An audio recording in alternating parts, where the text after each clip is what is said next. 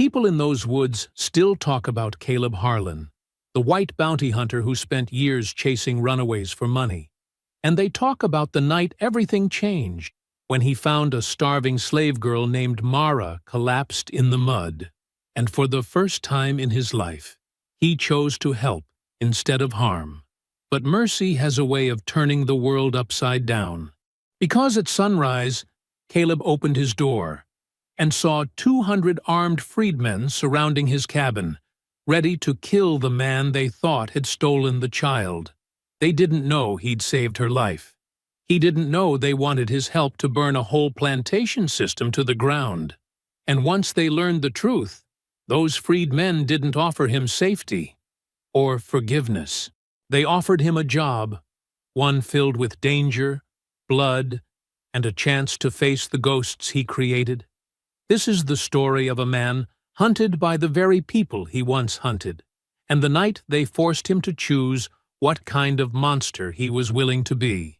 Before we go any further, comment where in the world you are watching from and make sure to subscribe, because tomorrow's story is one you don't want to miss. The rain came down in sheets, cold and relentless, turning the Mississippi woods into a maze of mud and darkness. Caleb Harlan trudged through it, boots squelching with every step, his coat heavy with water.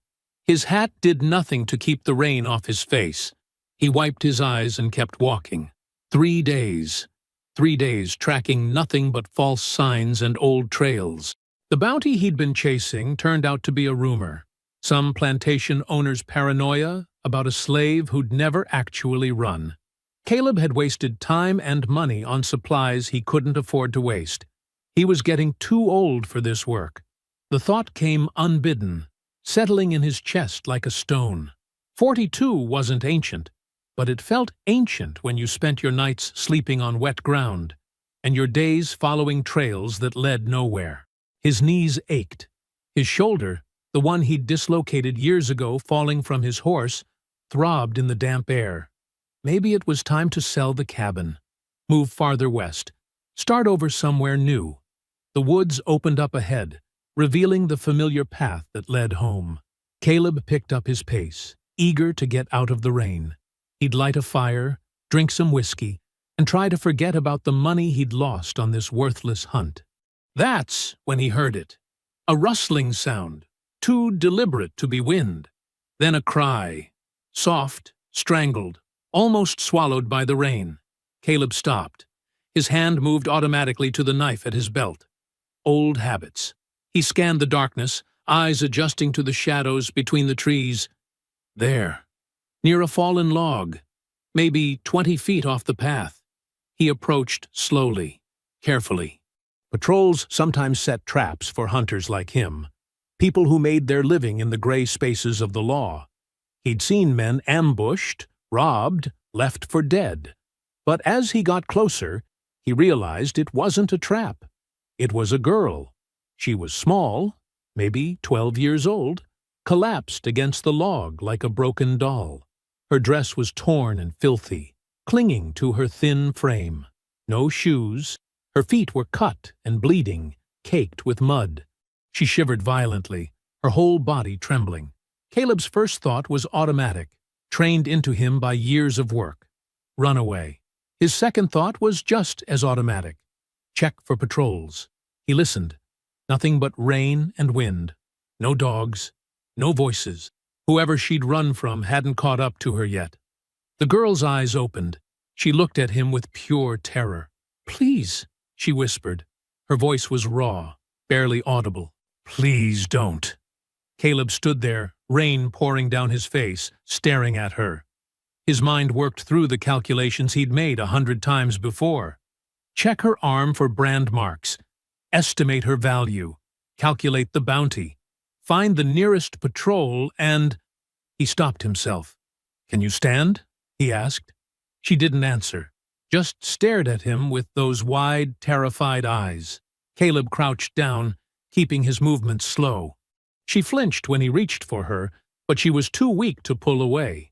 He slid one arm under her shoulders, the other under her knees, and lifted her. She weighed almost nothing. "I shouldn't be doing this," he muttered, more to himself than to her. The walk back to his cabin felt longer than it should have. The girl didn't struggle. She just hung limp in his arms, shaking from cold or fear, or both. Caleb kept glancing over his shoulder, half expecting to see torches through the trees. His cabin appeared through the rain, small and dark. He kicked the door open and carried her inside. The fire had gone out while he was away. Caleb laid the girl on the floor near the hearth and started rebuilding it, his hands working quickly. The kindling caught. Flames spread. Heat began to fill the small room. He grabbed a blanket from his bed and wrapped it around her shoulders. Then he fetched water from the bucket by the door and a piece of bread from the shelf. Not much, but it was all he had ready. "Here," he said, kneeling beside her. "Drink this." Her hands shook so badly she could barely hold the cup. Water spilled down her chin. Caleb steadied her hands with his own, helping her drink. When she'd finished, he broke off a piece of bread and held it out. She took it but didn't eat, just clutched it in her fist, like it might disappear. "Eat," Caleb said. "You need to eat." She took a tiny bite, then another. Tears ran down her face. "Are you—" Her voice cracked. "Are you gonna take me back?" Caleb didn't answer right away. He sat back on his heels, watching her. "No," he said finally. "Not tonight, but tomorrow." Her eyes searched his face. "Tomorrow you'll—" "Just eat," he interrupted. "We'll figure out tomorrow when it comes." She didn't look convinced. She kept watching him, even as she ate the bread, even as the fire warmed her skin, like she expected him to change his mind any second. Caleb stood and moved to his table. He couldn't sit still, couldn't stop his mind from spinning. The girl finished the bread and curled up by the fire, pulling the blanket tight around herself. Her eyes drooped. Exhaustion won out over fear, and within minutes, she was asleep. Caleb sat at his table. His old bounty gear was spread across it. The ledger where he recorded names and payments. The leather cuffs he used for restraints. The reward posters folded and stacked. Tools of his trade. He stared at them for a long time. Outside, the rain continued to fall. The fire crackled. The girl slept. "Just for tonight," Caleb whispered to the empty room. Mara woke to silence. Not the kind of silence that meant safety. The kind that meant she was alone. She sat up quickly, the blanket falling from her shoulders. The fire had burned down to embers. Gray morning light filtered through the cabin's single window. The rain had softened to a drizzle, pattering gently on the roof. The man was gone. Mara's heart hammered against her ribs. She looked toward the door, still closed. She scanned the small cabin, searching for movement, for any sign of where he'd gone or what he was planning. Nothing. Her bare feet touched the wooden floor. Cold seeped into her skin. She stood slowly, testing her legs. They trembled but held her weight. The cuts on her feet stung. She moved toward the door, staying light on her toes, ready to run. Her hand reached for the latch. Then she stopped. If she ran now, where would she go? She was weak, injured, lost. The woods stretched for miles in every direction. Patrols would be looking for her. Dogs would be tracking her scent. And it was still raining. Mara pulled her hand back from the door.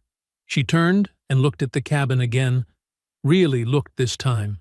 It was small.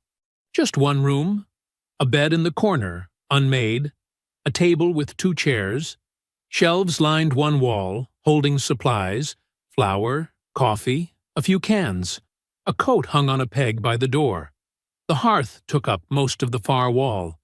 And everywhere, there were reminders of what this man was. Reward posters tacked to the wall above the table, wanted notices with crude drawings of faces, descriptions of scars and brands, promises of money. On the shelf, a pair of iron cuffs sat next to a coil of rope. A rifle leaned in the corner by the bed. Mara's stomach turned. She should run. She should run right now.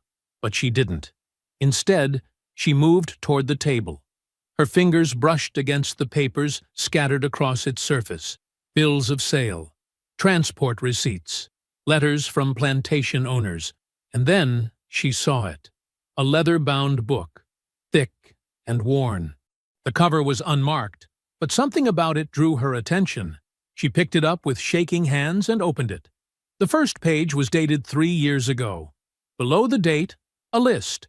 Thomas, age 24, scar above left eye, return to Moss Creek, $40. Sarah and infant, ages 19 and 6 months, return to Riverside, $60. Jacob, age 31, missing 2 fingers on right hand, returned to... Mara's vision blurred. She flipped through the pages, her breath coming faster. More names, more descriptions, more words like returned and captured and delivered. Her hands moved faster, turning pages, scanning entries. The dates got more recent. The names kept coming. Then she saw it. Ruth, age 28, kitchen worker, small burn scar on right forearm, returned to Red Willow, $50. Ruth, her mother's name, her mother's scar. Mara's hands went numb. The book nearly slipped from her grip. She clutched it tighter, staring at the words, reading them over and over. Returned to Red Willow. Returned. Her mother had tried to run 2 years ago, after the overseer sold Mara's little brother south. Mara remembered the night she disappeared, remembered waiting, remembered the day she came back, dragged behind a horse, bleeding and broken. The door opened. Mara spun around, still holding the ledger. Caleb stood in the doorway, arms full of firewood. His eyes went to the book in her hands. His expression didn't change, but something shifted in his posture. Attention. Put that down, he said quietly. Mara's grip tightened. Ruth! You caught Ruth! Caleb set the firewood down by the hearth. He didn't look at her. I said, put it down. That's my mother. Mara's voice shook. You brought her back. You brought her back, and they... I know what they did. Caleb straightened. He still wouldn't meet her eyes. I was there. The words hit Mara like a fist. She stumbled backward, her legs bumping against the chair. You watched, she whispered. You watched them hurt her, and you took money for it. Caleb finally looked at her. His face was hard, closed off. Yes. Mara hurled the ledger at him. It flew across the small cabin and struck his chest before falling to the floor with a heavy thud. You're a monster! Probably. Caleb picked up the ledger and set it on the table. But I'm not that man anymore. I quit months ago. You're lying. Mara edged toward the door. You're gonna take me back. You're gonna... If I was going to take you back, I would have done it last night. Caleb's voice was flat, matter of fact. Would have saved myself the trouble of feeding you. Mara's hand found the door latch. Then why help me? Why bring me here? Caleb was silent for a long moment. He stared at the ledger on the table. I don't know, he said finally. That's not an answer. It's the only one I have. He moved to the hearth and started rebuilding the fire. His movements were methodical, practiced. There's a church in town. They run a safe house. Help people get north. I'll take you there at dawn tomorrow. Mara didn't move from the door. You're lying. I'm not. How do I know? How do I know you won't just... Her voice broke. Caleb turned to face her. The fire was catching now, casting flickering light across his weathered face. You don't. You'll have to trust me. I can't trust you. Look at what you did. Look at all those names. I know what I did. Something cracked in his voice, just for a second. I know exactly what I did. Every single name in that book, every face, every... He stopped, looked away. I can't undo it, but I can get you somewhere safe. Mara's hand stayed on the latch. Her whole body was ready to bolt. Why should I believe you? Because if you run now, you'll die out there. Caleb's words were brutal in their honesty. You're weak. You're hurt. You don't know the area. The patrols are looking for you. You won't make it a mile." Mara's throat tightened. She hated him. Hated that he was right.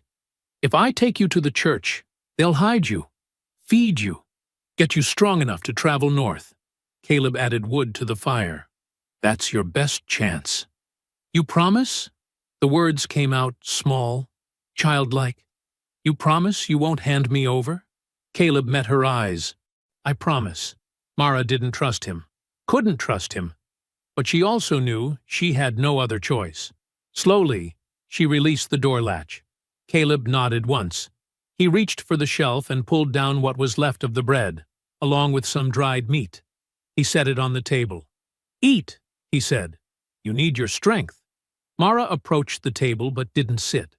She stood as far from Caleb as the small cabin allowed, watching him with wary eyes. She took the bread and meat, but kept her distance. They ate in silence. The fire crackled. Outside, the rain continued its soft patter. When the food was gone, Caleb stood. "We leave at first light tomorrow. Get some rest." He moved to the corner and sat on the floor, leaving the bed for her. Mara stared at him. "I'm not sleeping in your bed." "Fine. Sleep on the floor."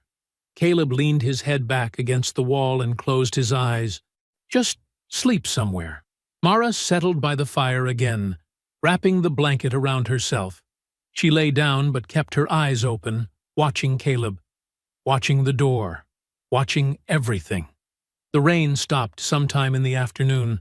Weak sunlight broke through the clouds, streaming through the window in pale shafts. Mara's eyes grew heavy despite her fear. Exhaustion pulled at her, dragging her down into a fitful, restless sleep where she dreamed of her mother's screams and the names in that terrible book. When she woke, Caleb was still in the corner, still watching the door. Neither of them spoke. Dawn came cold and gray. Caleb woke before first light, his body trained by years of early hunts. He stood and stretched, his joints popping. Mara was curled by the dying fire, still asleep but restless, her face tight with bad dreams. He let her sleep a few more minutes while he gathered supplies. A canteen, some bread wrapped in cloth, his knife, which he tucked into his belt. He left the rifle in the corner. Taking a weapon to a church safe house would send the wrong message. "Time to go," he said quietly. Mara's eyes snapped open. For a moment she looked confused, disoriented. Then memory flooded back, and her expression hardened. She sat up, pulling the blanket around her shoulders. "I'm ready." Caleb nodded. He handed her the canteen and bread. "Town's about 3 miles west. We'll take the logging road. Less chance of running into patrols." Mara took the supplies without speaking. She stood and moved toward the door, keeping distance between them. Caleb reached for the door latch. He paused, listening. Everything was quiet outside. Too quiet. No birds, no rustling in the undergrowth. Something was wrong. He opened the door anyway. 200 people stood in the clearing around his cabin. Caleb froze. His hand instinctively went to his belt, but he stopped himself. Slowly, he raised both hands. The crowd formed a wide semicircle, blocking every possible escape route. Men, women, children. Some wore Union Army coats, faded and patched. Others wore work clothes, Sunday clothes, whatever they'd managed to carry when they fled. Nearly all of them were armed.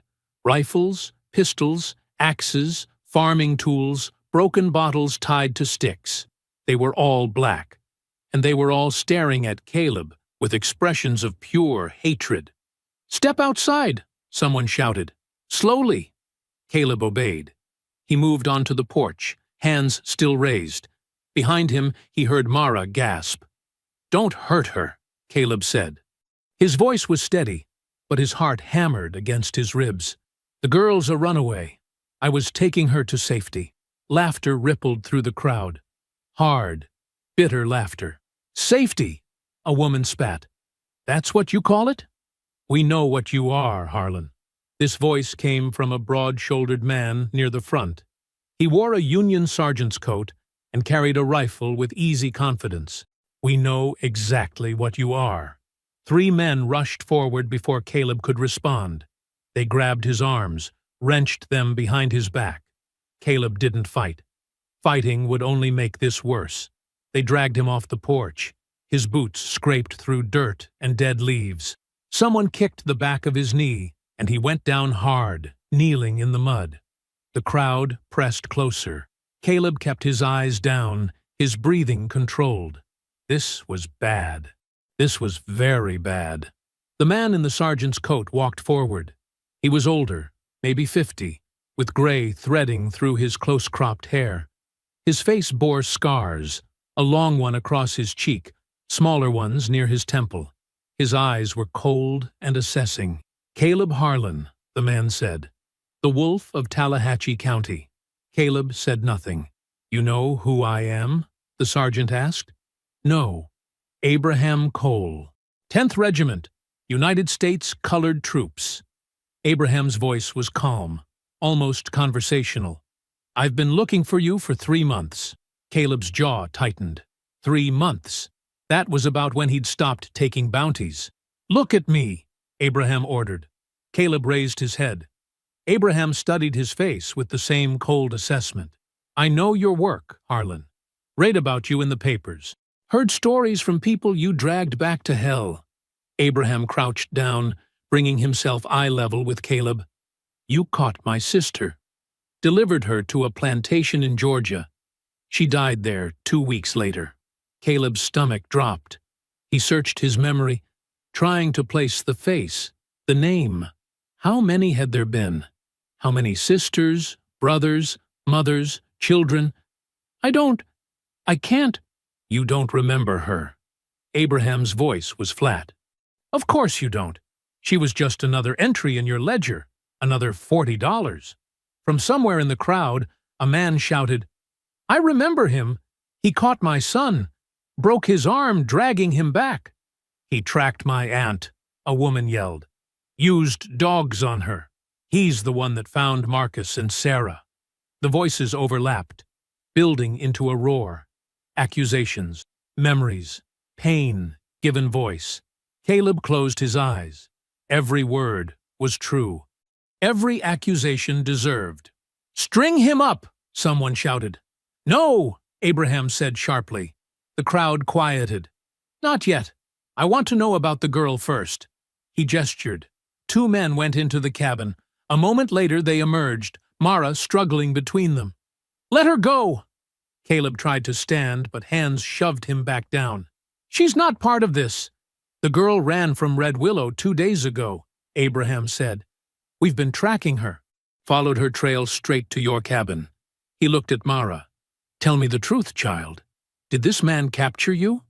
Mara stood trembling, her eyes wide. She looked at Caleb, then at Abraham, then at the crowd of angry faces. "Tell the truth," Abraham repeated gently. "Did he hurt you?" Mara opened her mouth, closed it.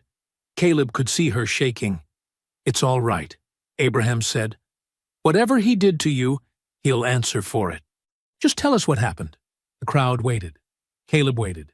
The whole clearing seemed to hold its breath. Mara's voice cracked. She swallowed hard and tried again. "He helped me." Silence. "What?" Abraham leaned forward. "He found me in the woods. I was dying, cold and starving, and—" Mara's words came faster now, tumbling over each other. "He brought me to his cabin, gave me food, gave me water and warmth, and he was taking me to safety, to a church. He promised." Murmurs rippled through the crowd, confused, disbelieving. "The girl's scared," someone said. "She's protecting him because she's scared." "I'm not!" Mara's voice rose. "I know what he is. I found his book. I saw my mother's name in it. He caught her. He brought her back, and they—" Her voice broke completely. "I know what he did, but he helped me anyway. He saved me." Abraham studied her face for a long moment. Then he looked at Caleb. "That true, Harlan?" Caleb met his eyes. "Yes. Why?" "I don't know. Not good enough." Abraham stood. He addressed the crowd. This man's ledger shows 53 successful captures, 53 people dragged back to slavery, 53 lives destroyed for money. He paused. But last night he saved one. Why? No one had an answer. The crowd shifted, uncertain. Abraham turned back to Caleb. We came here to kill you, Harlan. Execute you for your crimes. But now I'm wondering if maybe you're worth more alive. Caleb's mouth went dry. What do you mean? Red Willow Plantation. You know it? Yes.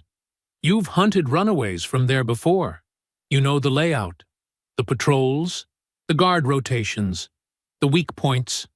Abraham's eyes narrowed. We're going to burn it to the ground and free everyone inside. And you're going to help us. The crowd erupted. Some shouted agreement. Others protested violently. He'll betray us. We don't need him. He deserves to die. Abraham raised his hand. The crowd quieted again, though the anger remained. Here's your choice, Harlan, Abraham said. You can help us destroy Red Willow.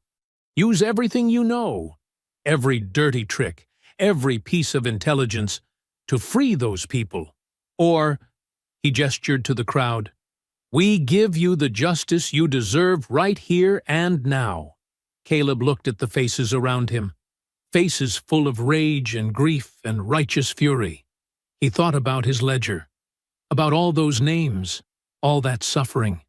He thought about Mara, standing there shaking, defending a man who'd helped destroy her family. If I help you, Caleb said slowly, what happens after? We'll see. Abraham's expression didn't change. Depends on how useful you are, and whether you survive. It wasn't mercy. It wasn't forgiveness. It was a transaction, a chance to balance the smallest fraction of his debt. All right, Caleb said. I'll do it. Abraham nodded. Bind his hands. Blindfold him. Take him to camp. Rough hands pulled Caleb to his feet. Someone tied his wrists behind his back with rope that bit into his skin. A cloth went over his eyes, plunging everything into darkness. They started walking. Caleb stumbled at first, guided by hands on his shoulders. He heard footsteps all around him, the whole group moving together through the forest. Somewhere behind him, he heard Mara's voice. Where are you taking him? To our camp, Abraham replied. You'll come too. We'll need your testimony about Red Willow. I'm not sure. You're safe now, child. No one here will hurt you. More footsteps. Mara walking behind him now, her presence a small point of uncertainty in the darkness. Caleb walked blind into whatever came next. They walked for over an hour. Caleb counted his steps at first, a habit from tracking days, but lost count somewhere past 2,000. The blindfold stayed tight across his eyes. Hands gripped his shoulders whenever the path turned or dipped. Nobody spoke to him. He heard water, slow-moving water with a thick, earthy smell. A swamp. Good choice for hiding. Hard to track. Harder to raid. Stop, Abraham said. The hands on Caleb's shoulders tightened, holding him in place. He heard movement all around. People spreading out, settling into positions. Children's voices rose briefly before adults shushed them quiet. Someone untied the blindfold. Caleb blinked against sudden daylight. It took a moment for his eyes to adjust. The encampment spread before him in a wide clearing surrounded by cypress trees and standing water.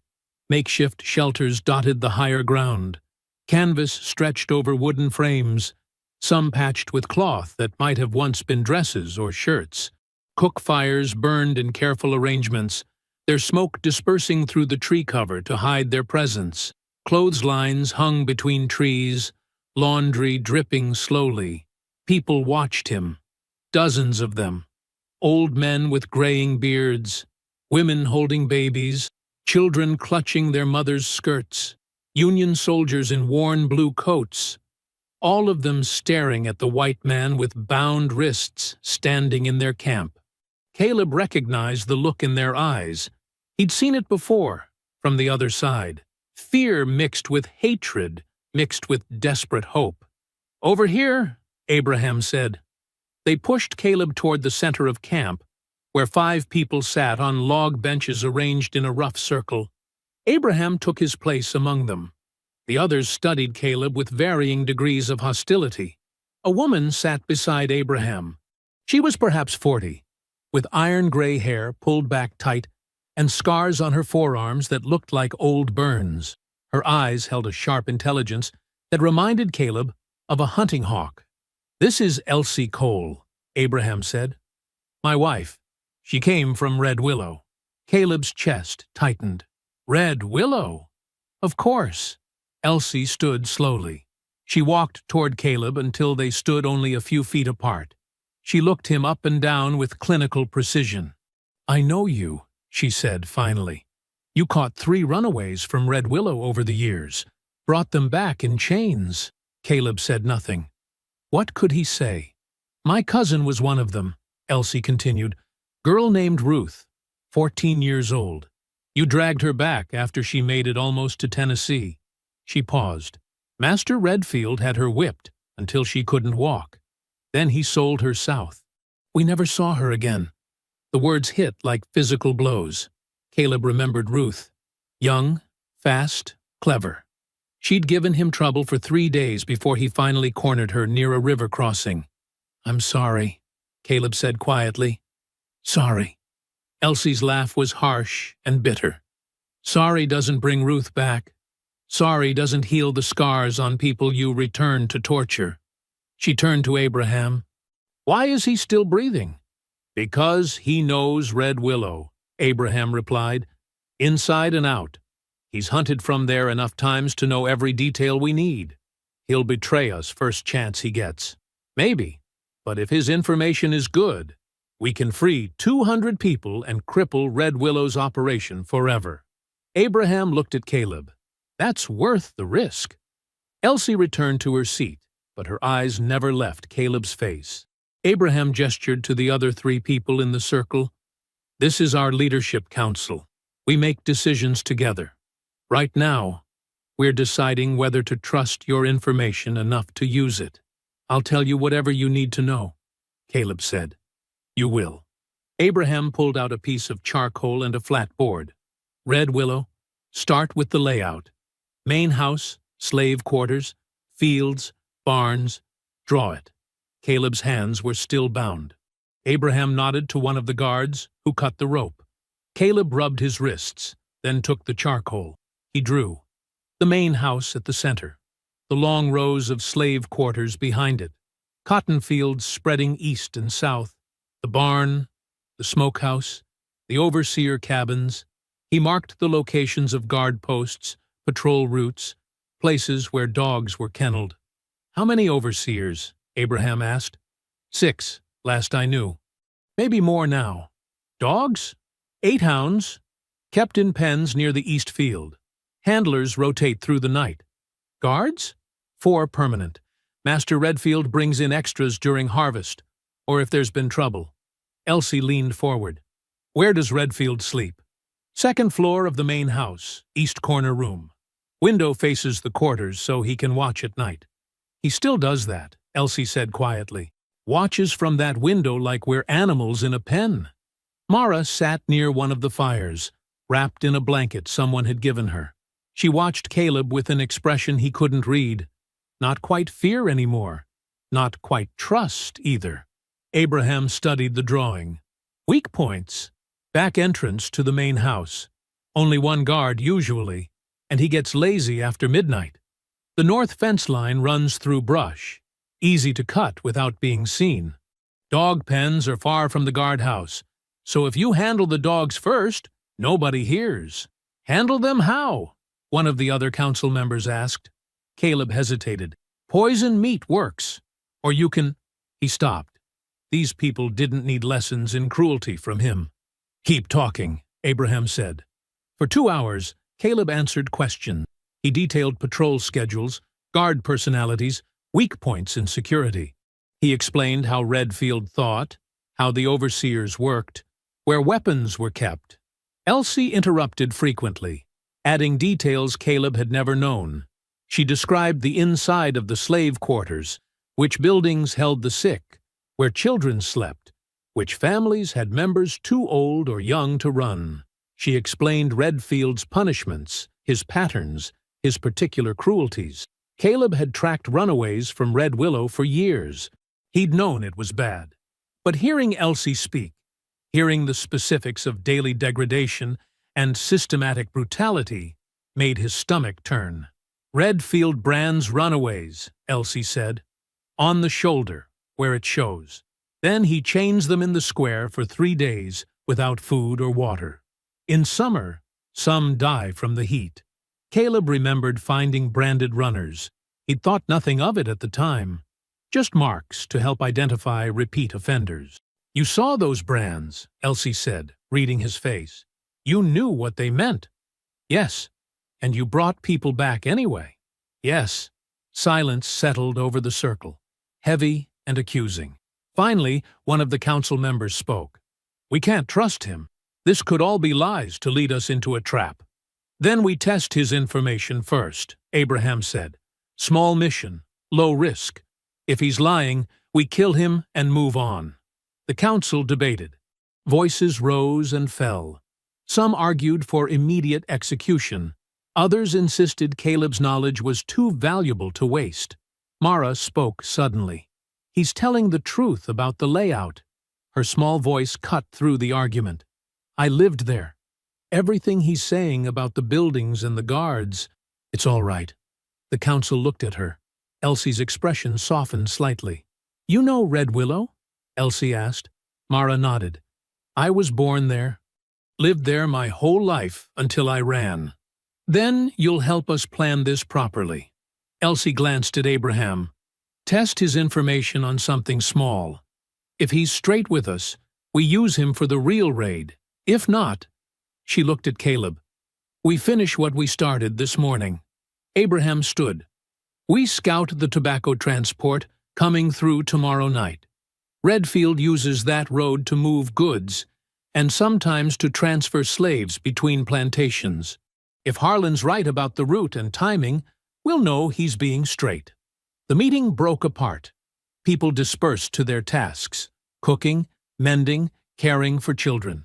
2 young men took positions near Caleb, clearly assigned to watch him. The sun dipped toward the horizon. Long shadows stretched across the camp. Caleb sat on the ground, his back against a tree.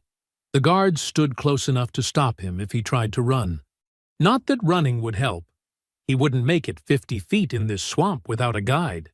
Footsteps approached, small ones. Mara stood a few feet away, holding a tin cup. She looked at him for a long moment, then stepped closer and held out the cup. Water. Cool and clean. Caleb took it carefully, trying not to startle her. "Thank you." Mara said nothing. She just stood there, watching him with those dark, unreadable eyes.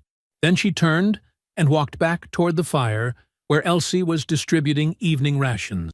Caleb drank the water slowly. It tasted like the first small possibility of something other than death. The night pressed close and heavy. No moon, just darkness broken by the faint glow of covered lanterns that the freedmen carried low to the ground. Caleb moved through the trees with Abraham and 12 others. They walked in near silence, stepping carefully over roots and fallen branches. The only sounds were the soft rustle of movement and the distant call of night birds. Abraham had positioned Caleb at the front. "You know this road," he'd said. "You know how transport wagons move. You lead until we're in position." So Caleb led. He felt the old familiar rhythm returning, the calculation of distance, the reading of terrain, the anticipation of movement patterns. These were skills he'd spent years developing, skills he'd used to hunt people. Now he was using them differently. The road appeared ahead through the trees, narrow and rutted, winding east toward the Mississippi border. Caleb held up his hand, and the group stopped. "This is the spot," he whispered. "Road narrows here between the hills. Wagon will have to slow down. Trees give cover on both sides." Abraham studied the location. "How long before they arrive?" Transport usually passes between midnight and 1. Redfield times them to avoid main roads during daylight. How many guards? 3 on a standard transport. Driver and 2 armed men on horseback. Abraham gestured to his people. They spread out silently, taking positions in the trees on both sides of the road. Some carried rifles. Others held makeshift weapons, axes, long knives, heavy branches. A man named Jacob positioned himself near a large oak, a rope coiled in his hands. 2 women named Sarah and Hannah took spots with clear sightlines to the road. A younger man, barely 20, crouched behind brush with a rifle that looked older than he was. Caleb noticed Mara among them. She'd followed despite orders to stay at camp. Now she crouched behind a fallen log, small and determined, gripping a knife someone had given her. Abraham saw Caleb's look. She insisted. Said she needed to see Red Willow people freed. He paused. Said she needed to see you weren't playing us false. They waited. Minutes stretched into an hour. The forest settled into its nighttime rhythms, insects chirping, small animals rustling through undergrowth, wind moving through high branches. Then Caleb heard it. The distant creak of wagon wheels, the heavy plod of horses. He raised his hand. Everyone froze. The sounds grew closer. Caleb could make out voices now. Rough laughter, casual conversation. The guards weren't expecting trouble. The wagon appeared around the bend. A single lantern hung from the driver's seat, casting weak yellow light. 2 riders flanked the wagon on horseback, both carrying rifles across their saddles. In the wagon bed, Caleb could see shapes, people chained together, sitting hunched and silent. Abraham waited until the wagon entered the narrow section. Then he gave the signal. Jacob pulled the rope. A heavy branch swung down across the road. The horses reared, screaming. The driver yanked the reins and cursed. The 2 riders reached for their rifles. They never got them raised. Shots cracked from both sides of the road. One rider fell immediately, tumbling backward off his horse. The second fired blindly into the trees before a bullet caught him in the shoulder, and he dropped his weapon. The driver tried to turn the wagon around. Abraham stepped into the road, rifle leveled. Get down. Now! The driver looked at him, looked at the rifles pointing from the darkness. He raised his hands and climbed down slowly. More of the freedmen emerged from cover, surrounding the wagon. Sarah and Hannah kept their weapons trained on the guards, while others moved toward the wagon bed. That's when everything went wrong. The wounded rider, still alive, still conscious, pulled a pistol from his belt and fired. The shot hit one of the chained captives in the chest. A woman. She made a small sound and fell sideways. The freedmen returned fire instantly. The rider died in a hail of bullets, but the damage was done. Chaos erupted. The horses bolted, dragging the wagon forward before Jacob managed to cut them free. More shots rang out as a 4th guard, hidden in the wagon bed, opened fire with a shotgun. Caleb moved on pure instinct. He saw the muzzle flash, saw the guard chambering another round, saw a small boy chained near the shooter. He dove forward, hitting the wagon bed hard, reaching for the guard's weapon. They grappled. The shotgun discharged into the air. Caleb drove his elbow into the man's throat and ripped the weapon away. The guard gasped, clutching his crushed windpipe. Caleb hit him again with the shotgun stock, and the man went still. Another captive was screaming, an older man with blood running down his arm. A third lay motionless, caught in the crossfire. "Stop shooting!" Abraham roared. "Stop!" The gunfire ceased. Smoke hung in the air, acrid and thick. Caleb looked down at his hands. They were shaking. Blood spattered his shirt. Some his from a grazed shoulder, some from the guard, some from he didn't know where. He'd slipped right back into it. The violence, the brutal efficiency, fighting with the same cold precision he'd always used. But this time, he'd been protecting instead of capturing. The thought made him feel sick and strange. Jacob and another man worked quickly to break the chains. Sarah tended to the wounded, ripping cloth for bandages, trying to stop bleeding. 2 of the captives were dead. 3 others were injured, but alive. A small boy, maybe 8 years old, sat frozen in the wagon bed, staring at Caleb with wide eyes. The same boy Caleb had shielded when he dove for the guard.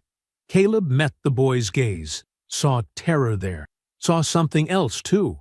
Maybe confusion, maybe the first hint of recognition that Caleb had protected him. Mara appeared at the wagon's edge. She looked at the dead, at the wounded, at Caleb covered in blood. Her expression was unreadable. "Can you walk?" Abraham asked the freed captives. Most nodded. Those who couldn't were helped by others. The group began moving back toward the encampment, supporting the wounded, carrying those who couldn't walk. 2 freedmen had been hit, one with a minor wound, another with a bullet through the leg that would need serious attention. The cost had been high, but 9 people were free who hadn't been an hour ago. They traveled slowly through the dark forest. Caleb walked near the rear, still guarded, but no longer bound. His shoulder burned where the bullet had grazed him, but he ignored it. Ahead, he could hear quiet crying. Someone mourning the dead. Someone else whispering prayers. Back at the encampment, fires burned low.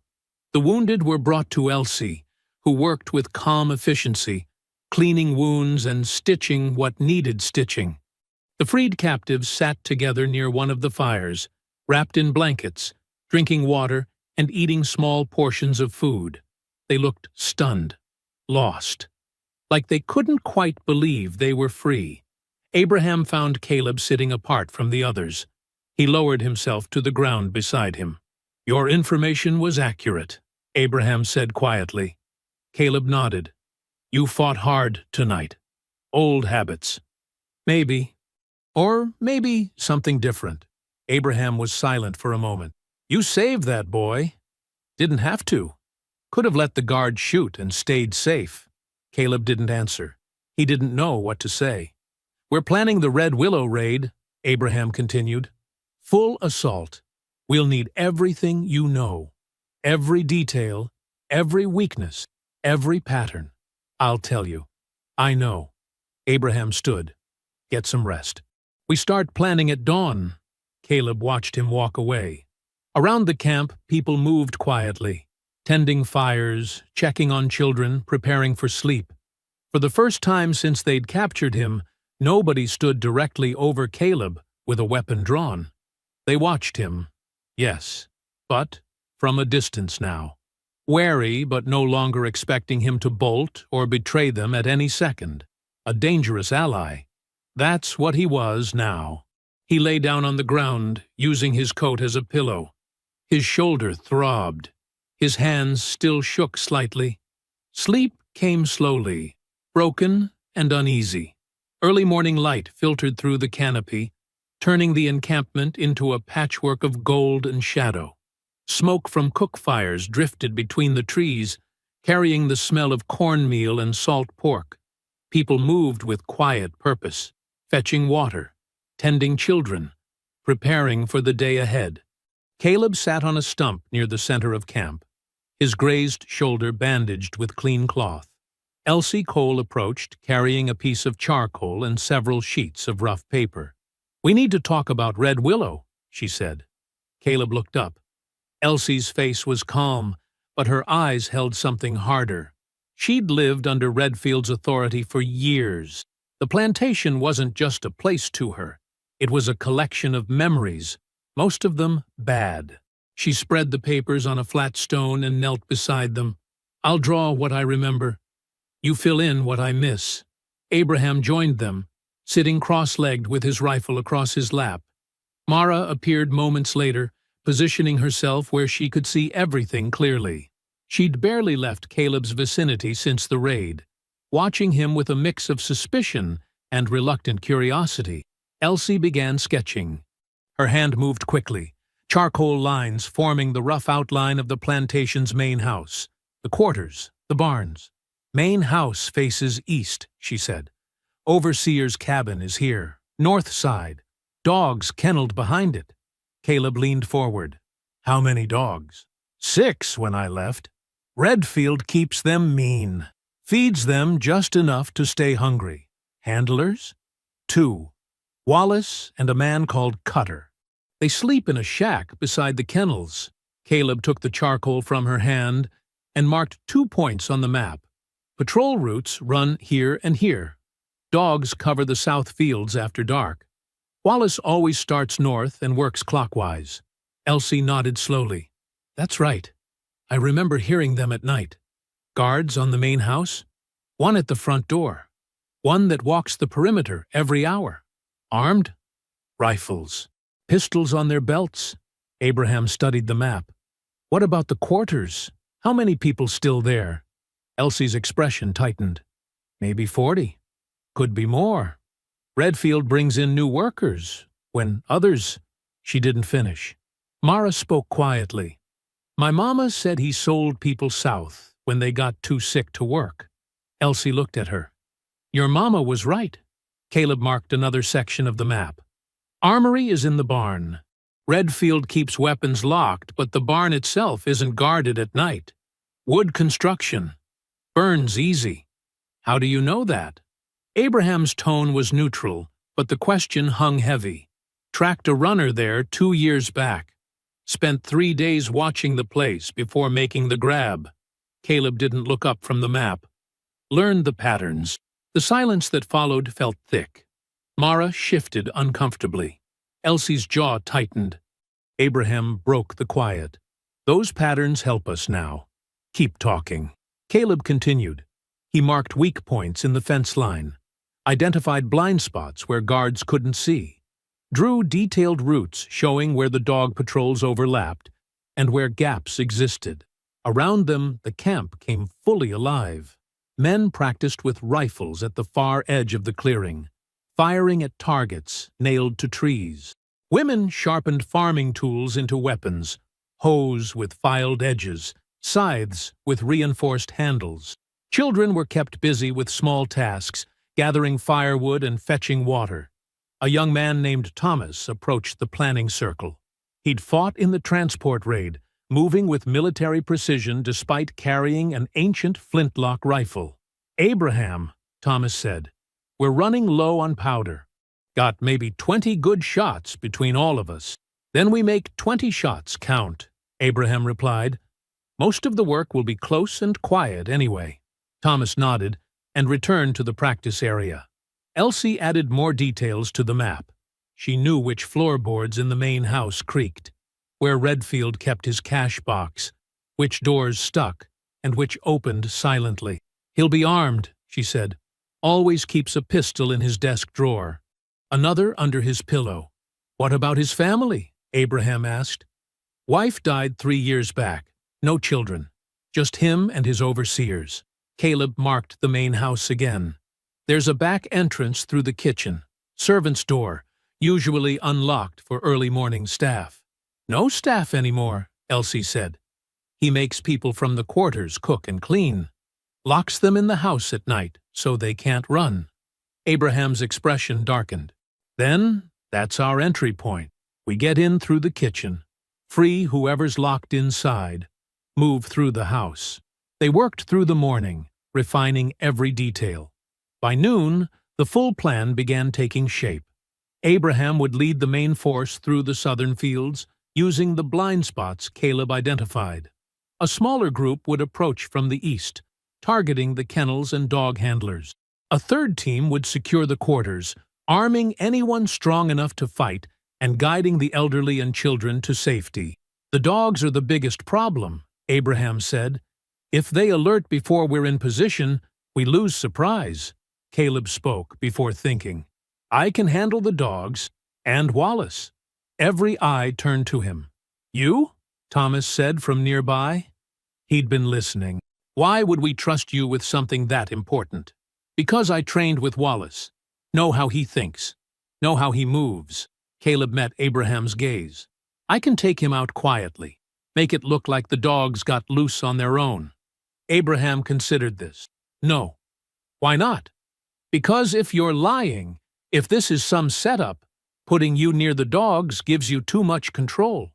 Abraham's tone was firm, but not hostile. You'll be valuable, but not as a solo operator. Then what? You'll be our decoy?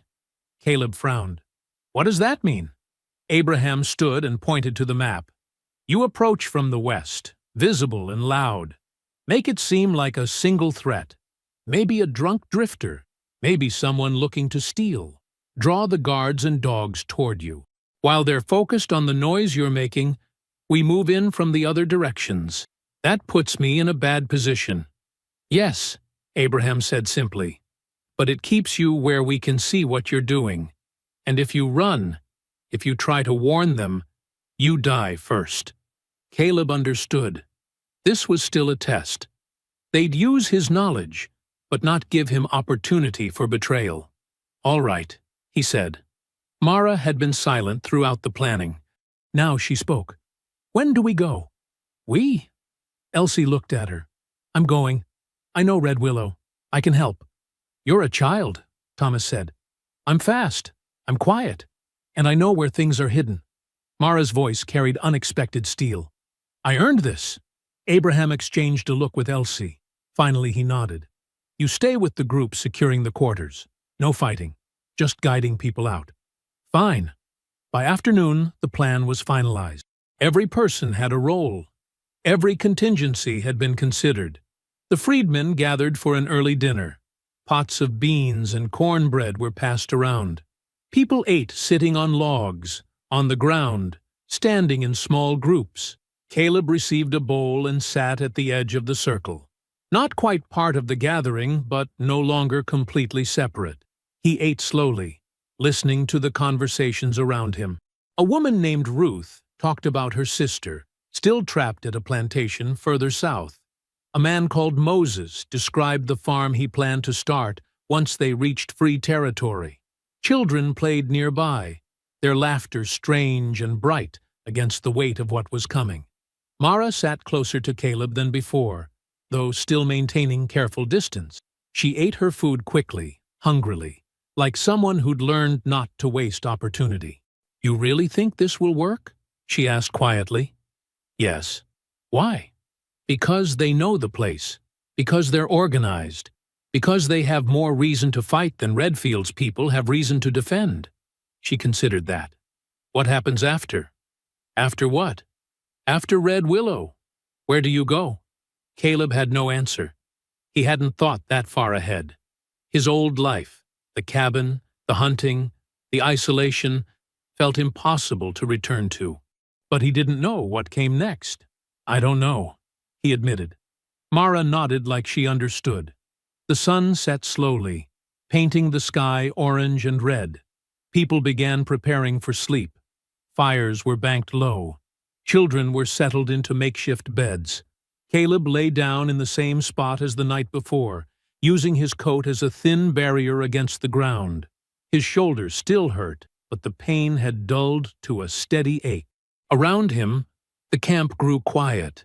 Whispered conversations, soft sounds of people settling, the forest's nighttime chorus beginning.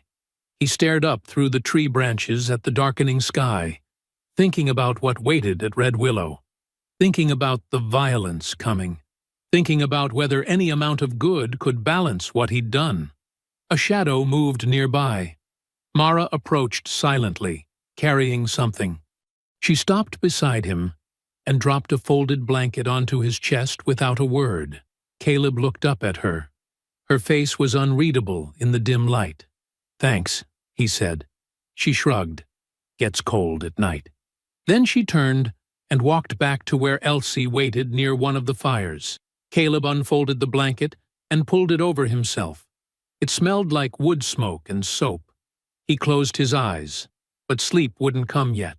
Somewhere in the distance, he heard a sound, low and rumbling, not thunder. Horses, multiple riders approaching through the forest. Caleb sat up, instantly alert. Around the camp, others heard it too.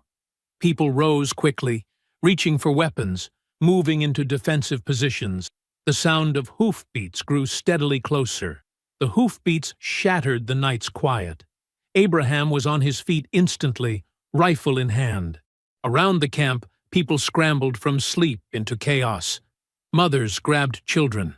Men seized weapons. The organized calm dissolved into frantic movement. "Positions!" Abraham shouted. "Get to your positions!" But there wasn't time.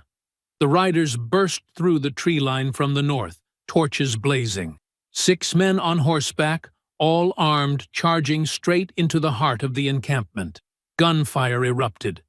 The first shot tore through a tent, missing a woman by inches. She screamed and dove sideways, pulling her daughter down with her. More shots followed, rapid and wild, the posse firing blindly into the camp. Caleb rolled behind a fallen log as bullets chewed into the earth around him. His heart hammered. His hands moved automatically to his waist, reaching for weapons that weren't there.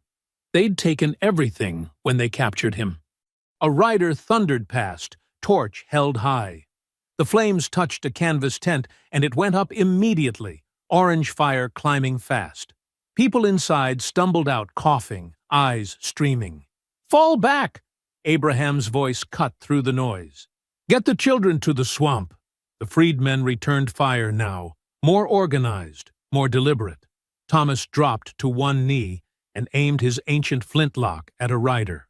The shot boomed, and the man jerked backward in his saddle but didn't fall. The horse reared and spun. Caleb saw movement to his left. One of the posse members had dismounted and was advancing on foot through the smoke and confusion. The man held a revolver in each hand, firing methodically at anything that moved. A small boy stood frozen near a burning tent, too terrified to run. Caleb didn't think. He launched himself from behind the log, crossing the open ground in 4 long strides. He hit the gunman from the side like a battering ram, driving his shoulder into the man's ribs. They went down hard together, rolling through dirt and ash. The man was younger than Caleb expected, maybe 25, with a thin beard and wide, angry eyes. He swung one of the revolvers toward Caleb's face. Caleb caught his wrist and slammed it against the ground.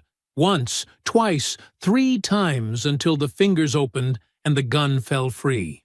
The man threw a wild punch that connected with Caleb's jaw, snapping his head sideways. Stars burst across Caleb's vision. He tasted blood. The young gunman twisted, trying to bring his second revolver into play. Caleb grabbed a fist-sized rock from the ground and brought it down on the man's temple. The impact made a sick, wet sound. The gunman went limp. Caleb shoved the unconscious body aside and grabbed both revolvers. His hands remembered the weight, the balance. He checked the cylinders by touch. 4 shots left in one, 5 in the other. The small boy still stood frozen. Caleb ran to him, scooped him up with one arm, and carried him toward the swamp where families were fleeing. The boy's mother emerged from the smoke, reaching desperately. Caleb handed him over, and she vanished into the darkness between the trees. More gunfire. Another tent caught fire. The encampment was being destroyed. Through the smoke and confusion, Caleb saw the leader of the posse. A big man on a gray horse, sitting tall in the saddle, directing his men with sharp hand signals. The torchlight caught his face. Caleb's blood turned cold. Deputy Rawls, his former partner. The man he'd ridden with for 3 years. The man who'd taught him half of what he knew about tracking and hunting. Rawls spotted him at the same moment. Their eyes locked across the burning camp. "Harlan!" Rawls's voice was a roar of pure fury. "You goddamn traitor!" He spurred his horse forward, drawing a long-barreled rifle from its saddle holster. Caleb raised the stolen revolvers, but Rawls was already moving. The horse crashed through the camp's center, scattering people, trampling supplies. Rawls fired as he rode. The rifle shot went wide, but close enough that Caleb felt the air pressure change near his ear. Abraham stepped into Rawls's path, his own rifle leveled. Rawls yanked the reins hard. His horse wheeled sideways, and he fired again. Abraham dove behind a supply crate. The bullet punched through canvas and wood, missing by inches. "You're harboring fugitives," Rawls shouted. "You're all dead." But even as he yelled, his eyes scanned the camp, taking in details. How many people? What weapons they had? The military precision of their defensive movements. He was gathering intelligence. Rawls fired one more shot, purely for show, then pulled his horse around. "Fall back!" he ordered his men. "Fall back now!" The posse retreated as quickly as they'd attacked. The riders galloped back into the forest, torches still burning, leaving 3 tents ablaze and the camp in shambles. Thomas took aim at the fleeing shapes, but Abraham knocked his rifle barrel down. "Let them go," Abraham said. "We can't waste ammunition on shadows." The sounds of hoofbeats faded north and east, toward Red Willow. The camp erupted into action. People formed bucket lines, passing water from the creek to douse the burning tents. The wounded were gathered and treated. Children cried. Adults shouted questions and orders. Caleb stood in the center of it all, still holding the revolvers, breathing hard. Elsie appeared through the smoke. Her face was streaked with soot, and her expression was ice cold. "That was Rawls, your partner. Used to be. He found us because of you. I didn't. He tracked you here." Her voice rose. "You led him straight to us." More freedmen gathered, anger building in their faces. A woman whose tent had burned glared at Caleb with open hatred. Thomas gripped his rifle like he wanted to use it. "I didn't know he was following," Caleb said. "I didn't lead him anywhere." "Doesn't matter," someone shouted. "He's here because of you." Abraham pushed through the crowd. Everyone quiet. The noise dimmed, but didn't stop completely. People still muttered, still pointed at Caleb. Abraham looked at the burning remains of the tents, at the wounded being bandaged, at the supplies scattered and trampled. "How long until Rawls reaches Red Willow?" he asked Caleb. "Hour. Maybe less if he rides hard. And what will he do?" "Tell Redfield everything. Warn him. Bring back reinforcements."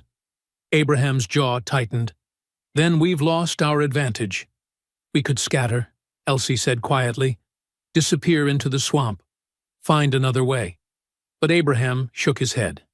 "If we run now, Redfield locks down, makes Red Willow a fortress. We lose any chance of freeing those people. So, what do you want to do?" Abraham stared at the eastern horizon, where the first gray hints of dawn were appearing. "We attack today, before Rawls returns with help." Silence fell over the gathered crowd. "We're not ready," Thomas protested. "We need more time. We're out of time." Abraham's voice carried absolute certainty. "We move now, or we lose everything." He turned to Caleb. "You said you could be bait. Draw their attention." "Yes. Then that's what you'll do. You ride in from the west, visible and loud. Make them think you're the threat. Make Redfield focus everything on you. And while they're watching me, we come from every other direction." Abraham looked around at his people. "This isn't the plan we wanted, but it's the plan we have." The freedmen began nodding slowly. Fear showed in their faces, but also determination. They'd come too far to turn back. Elsie stepped close to Abraham. They spoke in low voices for a moment. Then she nodded and moved to help organize the camp. Abraham raised his voice so everyone could hear. "Pack everything. We leave in 1 hour. Anyone too young or too old to fight stays hidden in the deep swamp with guards. Everyone else marches on Red Willow." People scattered to follow orders. Caleb stood alone again, watching the organized chaos. The sun continued rising, painting the smoke-filled sky in shades of red and orange. Mara appeared beside him. She looked exhausted, her face smudged with ash. "Rawls really was your partner?" she asked. "Yes. He hates you now." "Yes." She studied him for a long moment. "Good," she finally said. Then she walked away to help pack supplies. The sun hung low over the cane fields, turning everything the color of dried blood. Caleb crouched in the tall stalks, watching the plantation house shimmer in the heat. Behind him, stretched out through the fields and ravines, 200 freedmen waited in absolute silence. Abraham knelt beside him. "Last chance to run." "I know. They'll recognize you. Might shoot you on sight." "I know that too." Abraham studied him for a moment. "Why are you doing this?" Caleb didn't have a good answer. Maybe there wasn't one. He looked at the plantation, at the whitewashed fences, and the neat rows of slave quarters, at the world he'd helped maintain. "Because I can't think of anything else worth doing," he finally said. Abraham nodded slowly. Then he moved back through the cane, gathering his people. Caleb watched the plantation gate. 2 guards stood visible, rifles across their shoulders. Dogs paced in the yard beyond. He counted at least 3, maybe 4. Big hunting hounds, the kind bred for chasing runaways, the kind he used to work with. His hands were sweating. He wiped them on his pants and stood. Behind him, Abraham's whisper carried through the cane. "Main force moves on my signal. Families to the wagons. Nobody fires until we're inside." Caleb heard the rustle of people shifting into position. Women gripping makeshift weapons. Men checking rifles. Children being ushered toward hidden wagons at the forest edge. He took a breath and stepped out of the cane. The walk across open ground felt like walking underwater. Everything moved slowly. His boots crunched on gravel. The evening crickets sang. Smoke drifted from chimneys in the big house. One of the guards spotted him when he was 50 yards out.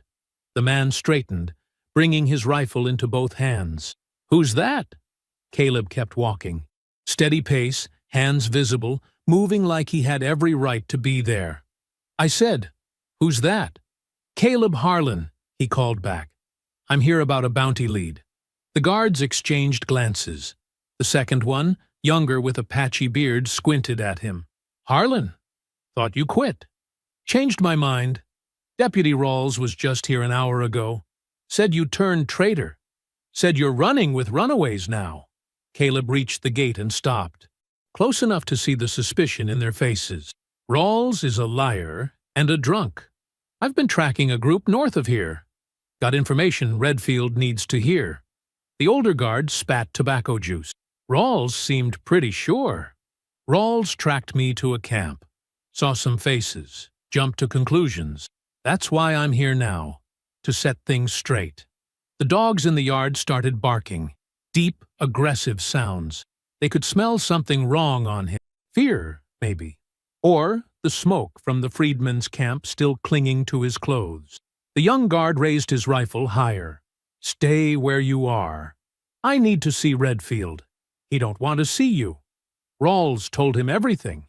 We got orders to shoot you if you show up." The older guard unlatched the gate but kept his rifle level. "Turn around and walk away, Harlan.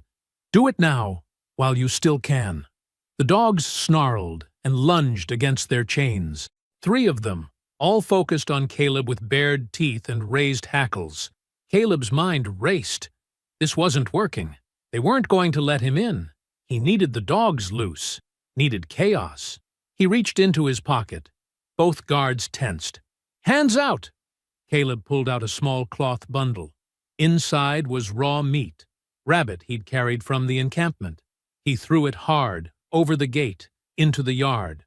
The meat hit the ground, and the dogs went wild.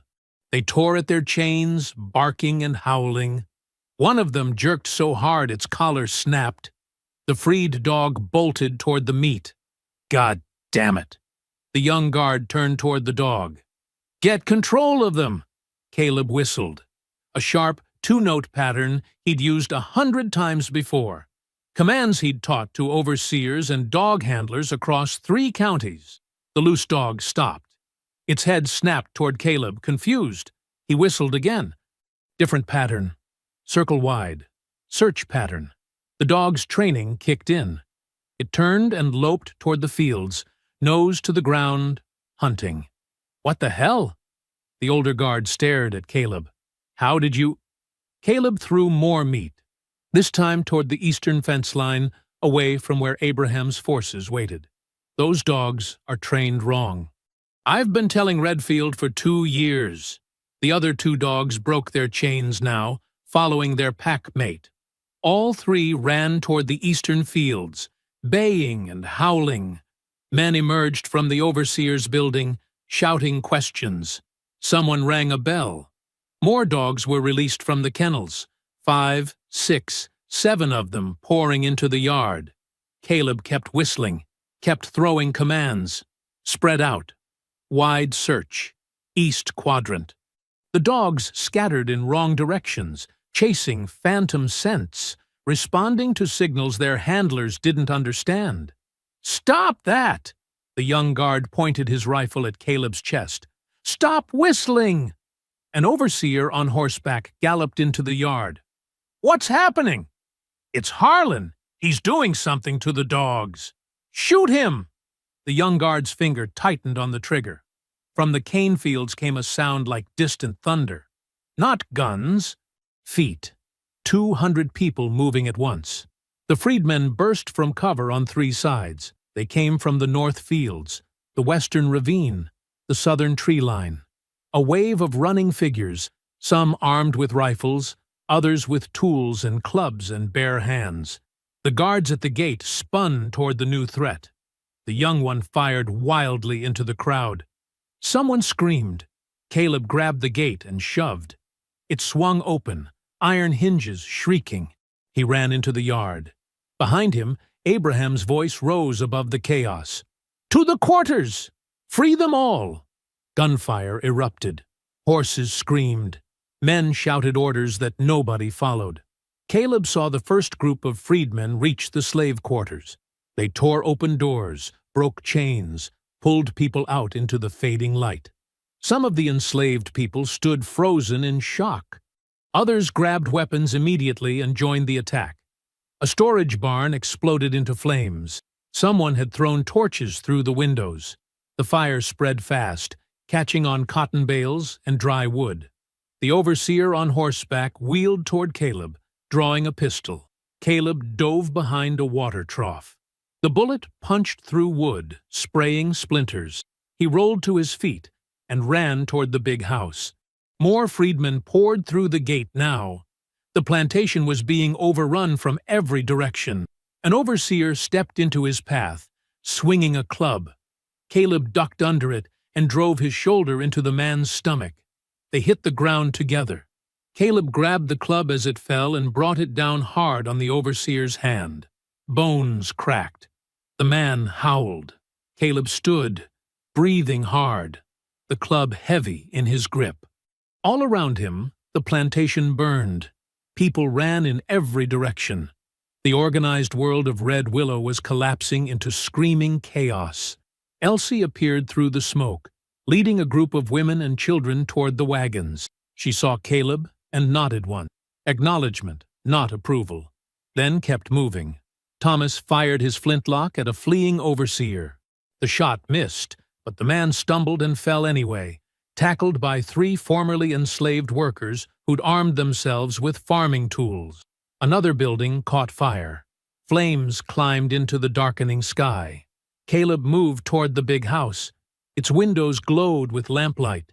Figures moved inside, shadows against curtains. Abraham emerged from the quarters, Mara beside him.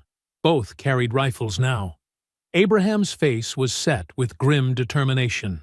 The main house, Abraham said. Redfield's inside. They moved forward together through the firelight and chaos. The big house loomed ahead, white columns stark against the red sky, its door still closed, still holding out against the night. The study door crashed open. Elsie Cole stepped inside, rifle in both hands, her face illuminated by the lamp on Redfield's desk. Master Jonah Redfield sat in his leather chair behind the desk, perfectly still. A glass of whiskey stood at his elbow. Papers were spread before him. Deeds, bills of sale, ledgers filled with careful handwriting. He looked up at Elsie with an expression of weary annoyance. "Elsie," he said quietly. "This is quite unnecessary." She advanced into the room. Behind her, 3 more freedmen entered, all armed. One was Thomas, bleeding from a cut above his eye. Another was a woman Elsie recognized from the fields, Sarah, who'd worked the cotton rows for 30 years. "Stand up," Elsie said. Redfield didn't move. "You're making a terrible mistake, all of you. The war is ending. Order will return. When it does, every person involved in this violence will hang. Stand up. I am still the legal owner of this property. These people," he gestured vaguely toward the windows where firelight flickered, "are still my property under Mississippi law. Federal occupation doesn't change that." Sarah stepped forward and slammed her hand down on the desk.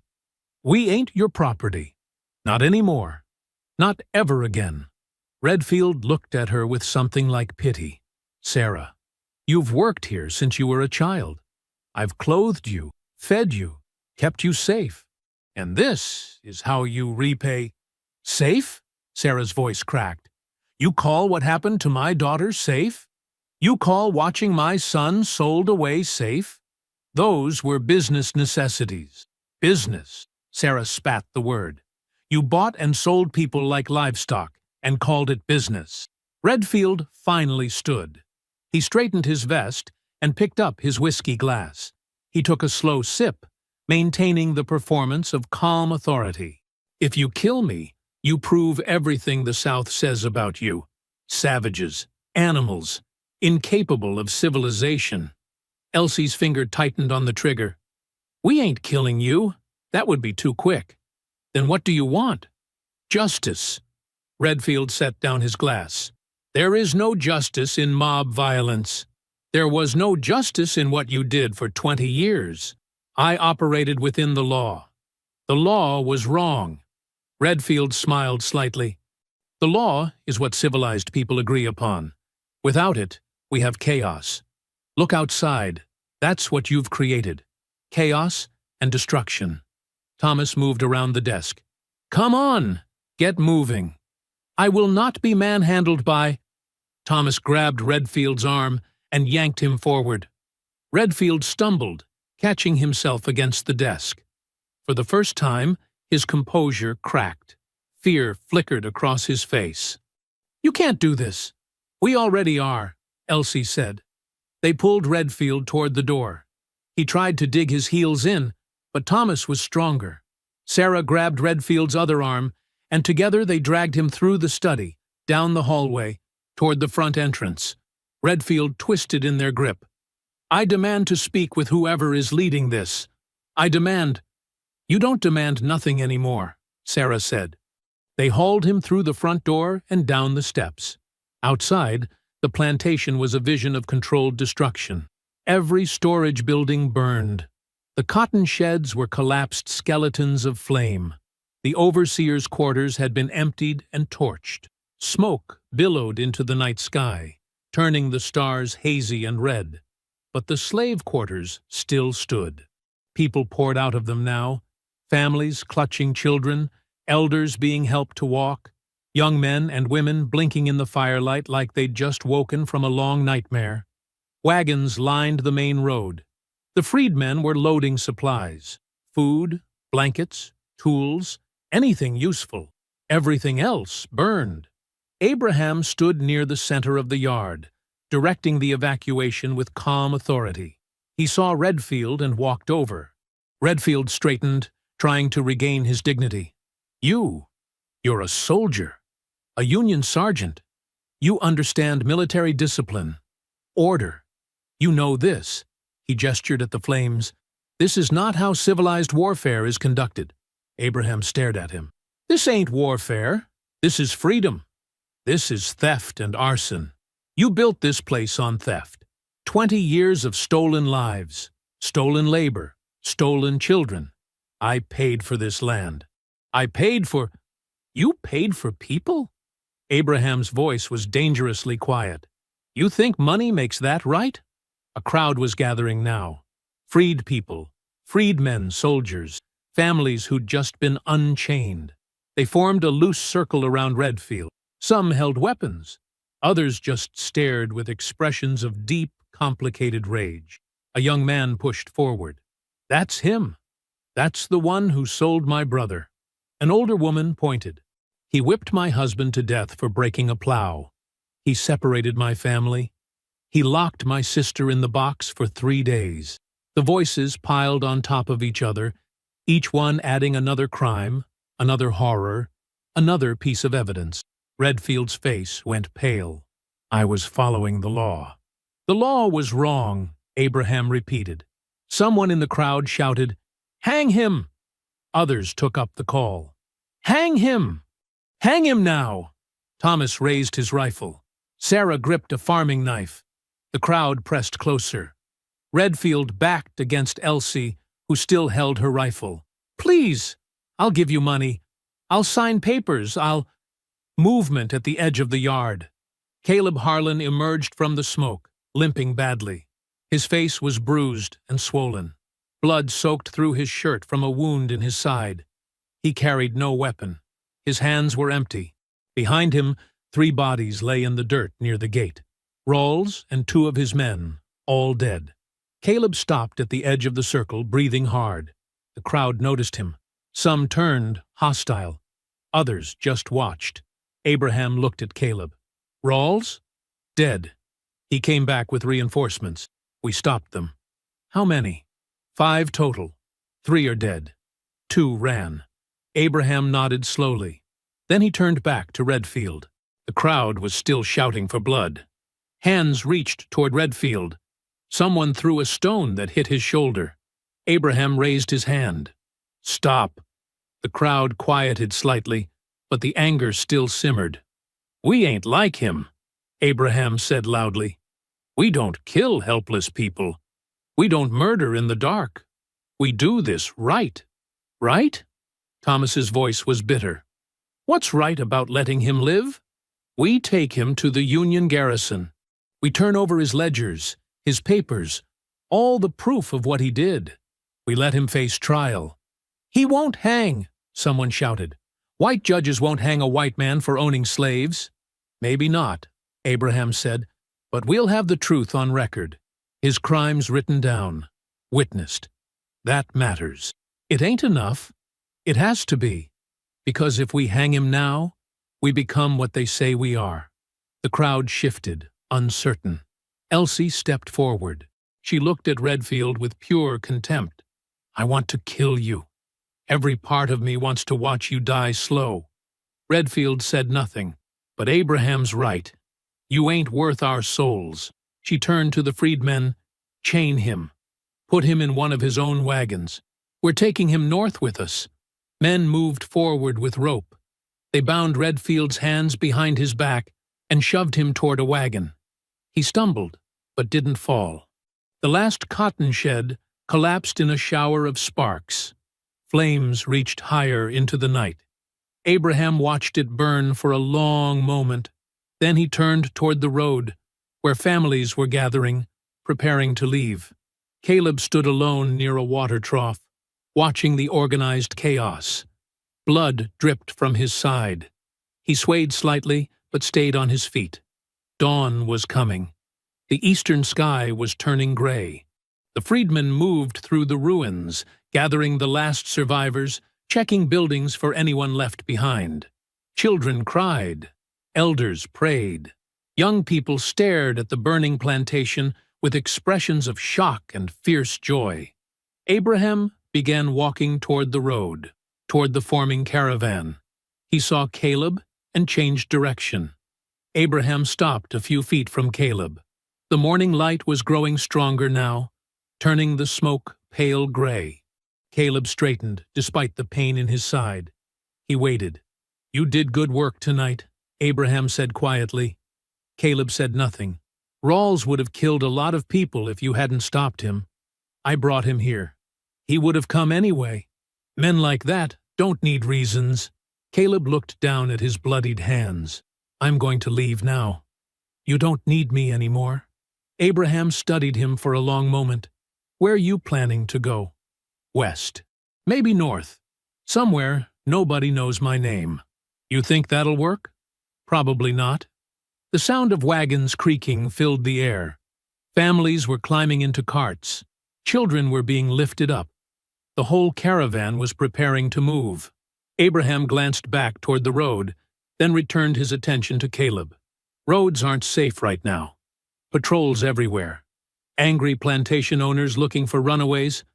Bounty hunters still working. I know. Traveling alone is dangerous. Caleb met his eyes. You saying I should stay with you? I'm saying if you feel like walking, fall in. You know how to watch a trail. It wasn't forgiveness. It wasn't friendship. It was something smaller and more practical. An acknowledgement that Caleb's skills still had value, that the journey ahead would be hard, and that experienced eyes might keep people alive. Caleb felt something catch in his throat. You sure about that? No, Abraham said honestly, but I'm willing to see how it goes. He turned and walked toward the forming caravan without waiting for a response. Caleb stood alone for a moment, watching the organized movement. Families helping each other into wagons, young men shouldering supplies, elders being guided gently toward seats, the whole mass of humanity preparing to move together.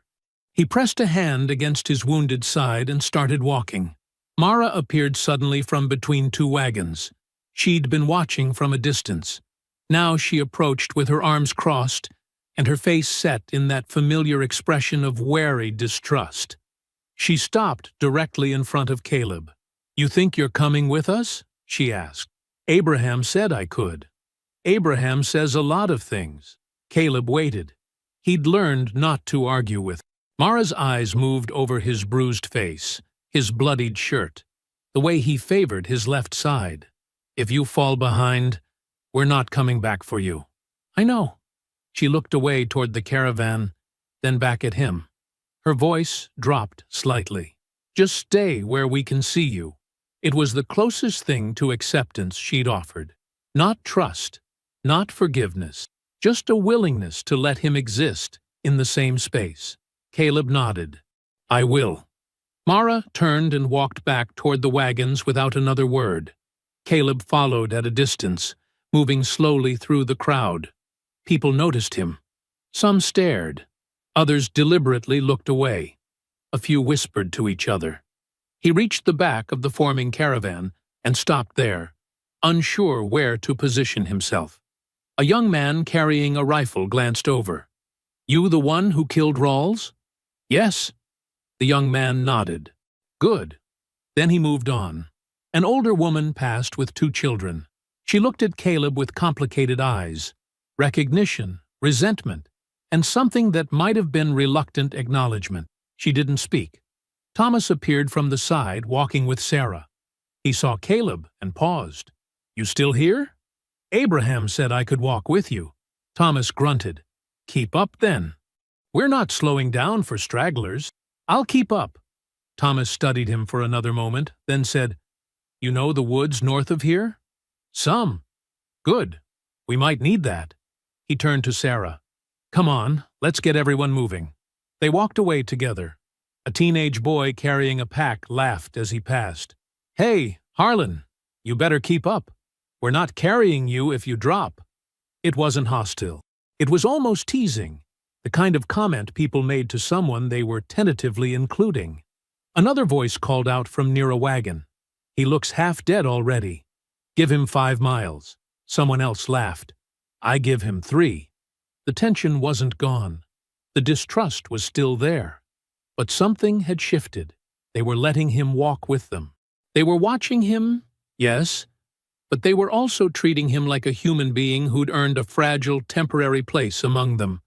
Caleb felt something strange and unfamiliar. Not quite hope, not quite belonging, but something close to both. The caravan began to move. Wagons creaked forward. Families walked in clusters. Armed men positioned themselves along the edges. Children rode in carts or walked beside their parents. The whole mass of people moved together like a single organism, slow but determined. Abraham walked near the front with Elsie. Mara stayed close to them, glancing back occasionally. Caleb fell in near the rear, several paces behind the main group. He could see Abraham's broad shoulders ahead, could see Mara's small figure walking with that cautious alertness she always carried. The smoke from Red Willow rose behind them, a dark column against the brightening sky. The plantation was still burning. Everything Redfield had built was collapsing into ash and ruin. Ahead, the road stretched north through the woods. The journey would be long and dangerous. Union lines were still miles away. Hostile territory surrounded them on all sides, but they were moving together. Free people, choosing their own path. Caleb walked among them, not ahead, not beside, but part of the same motion. He was watched. He was tolerated. He was allowed to exist in this fragile new community that had formed from trauma and necessity. A woman near the middle of the caravan began to sing. Her voice was quiet at first, then stronger. Others joined in. The song was old, passed down through generations of stolen people. Now they sang it as free people walking toward an uncertain future. The morning light grew brighter. The smoke thinned behind them. The caravan moved north. I hope you found that story powerful. Leave a like on the video and subscribe so that you do not miss out on the next one. I have handpicked 2 stories for you that are even more powerful. Have a great day.